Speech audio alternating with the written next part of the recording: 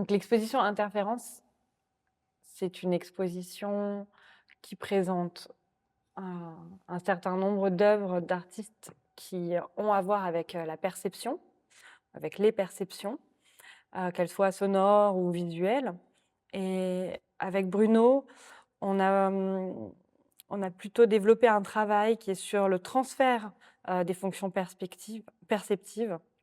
La fonction de voir, par exemple, n'est pas prise en charge par les yeux, mais peut-être par les mains. Donc il y a l'interférence, elle se situe à l'endroit où voilà, ces fonctions perceptives sont transférées d'un organe à un autre. C'est vrai qu'on nous, autant il y a certains artistes qui occupent un espace très déterminé, qui est prédéterminé à faire une exposition, que nous, on pullule, dans des endroits plutôt inattendus, des endroits où on n'est pas censé montrer des œuvres d'art aussi et je pense qu'il y a tant une interférence de notre part, comme tu disais, dans la forme de l'invitation, sachant que, dans mon travail, il y a quelque chose peut-être de beaucoup plus polémique, parfois agressif, et toujours très très humoristique. Et du coup, c'est vrai que nous, on est un petit peu comme enfin moi, je me considère un peu comme une farce aussi. Et je pense que la façon dont on pourrait caractériser la relation qui nous unit, je pense que c'est l'idée de la complicité qui a une polysémie, à la fois parce qu'on est des bons compagnons de jeu, mais aussi parce que je pense que plutôt que de cadrer Bruno, je pense qu'au contraire, je le pousse à faire des bêtises, donc un peu quelque chose comme ça. Moi, je fais rien, j'ai toujours les mains propres et c'est Bruno qui va me salir les mains, mais je suis complice de ce qu'il entreprend, au sens où à la fois je soutiens, j'accompagne et j'alimente aussi la machine. Je remets une pièce dans la machine.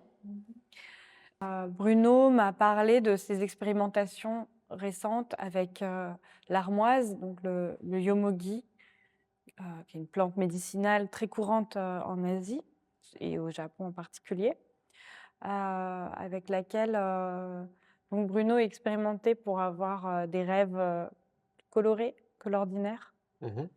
Je pense que c'était un peu le point de départ de nos discussions sur le sommeil. Quelque chose qu'on remarque quand on est généralement étranger au Japon, c'est la façon dont les gens, dans la vie courante, peuvent dormir, dans n'importe quelle situation. Mmh.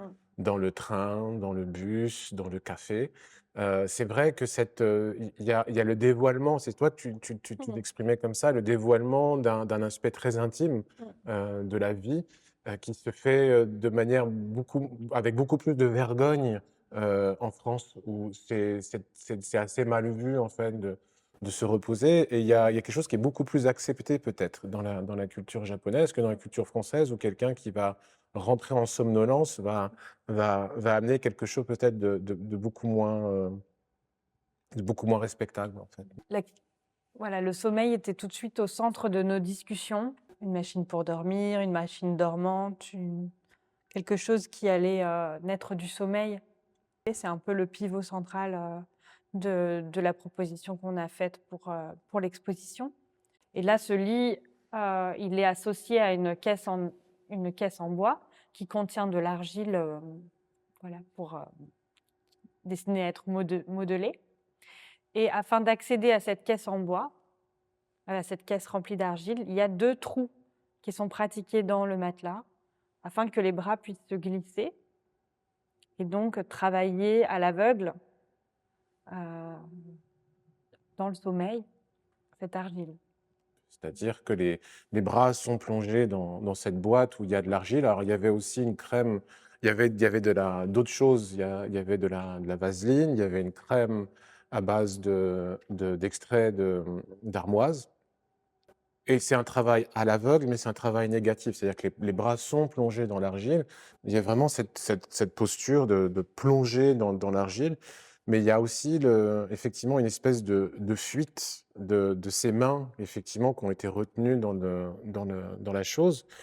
C'est au réveil, quand j'extrais mes bras de l'argile, que je verse du plâtre à l'intérieur. Donc le plâtre va enregistrer le travail négatif, mais va s'exposer comme un positif, mais qui est le négatif de ce travail qui a été fait. C'est le négatif du négatif qui devient positif.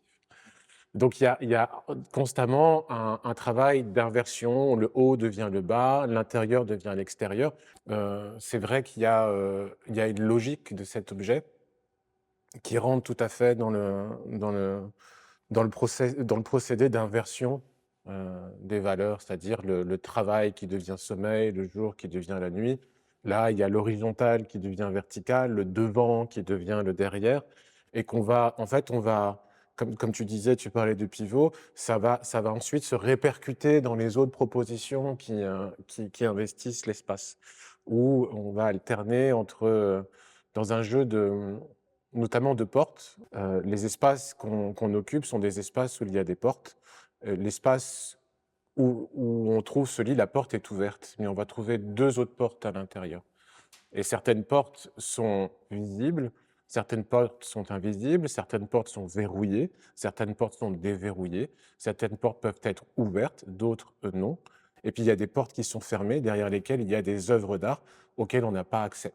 De lui découlent ensuite les 3 autres séries d'œuvres qui sont présentées dans l'exposition et chacune répond en fait à un des ou bien une des fonctions perceptives mises en jeu dans le lit, ou à une des images aussi que génère ce lit.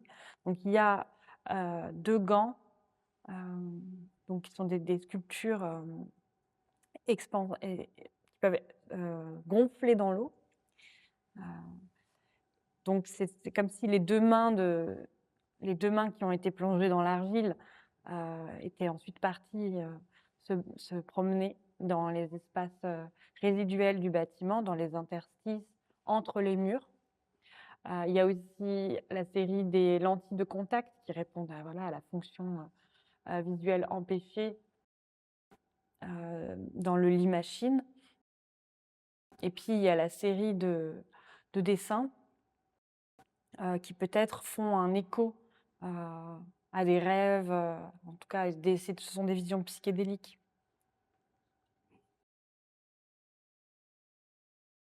Où on va continuer à rejouer un petit peu ce travail d'inversion et de non-prédestination à l'œuvre d'art aussi. C'est-à-dire qu'en aucun cas, par exemple, je considère que le lit qui est exposé est ouvertement une œuvre d'art. Et que le plâtre qui est posé en dessous, ben on remarquera que le plâtre n'a pas du tout une situation de sculpture sur un piédestal, même si c'est assez ambigu. Mais le plâtre est un document, c'est un enregistrement. C'est comme quand on enregistre l'empreinte d'un animal dans la forêt. C'est pour ça, et c'est la raison pour laquelle il n'y a aucune photo en considérant que cette machine va enregistrer une phase de sommeil, mais de façon non orthodoxe, où c'est le procédé du moulage qui va faire œuvre d'enregistrement. Et parce que dans cet espace, il y a d'autres portes. Et en fait, on s'est aussi projeté dans le fait de se glisser dans ces interstices, dans ce procédé de sculpture dormitive, si on peut dire, et le fait de laisser les bras à l'intérieur, il y a aussi une figure assez importante dans mon travail qui est celle de l'amputation. Le fait de perdre une partie de son corps et de l'image de ce qu'on appelle des membres fantômes. Et c'est vrai que la question du fantôme, on se l'est posée aussi, c'est-à-dire que j'allais dormir ici, on est au Japon, on s'est demandé est-ce qu'il y avait peut-être des obakés cachés la nuit.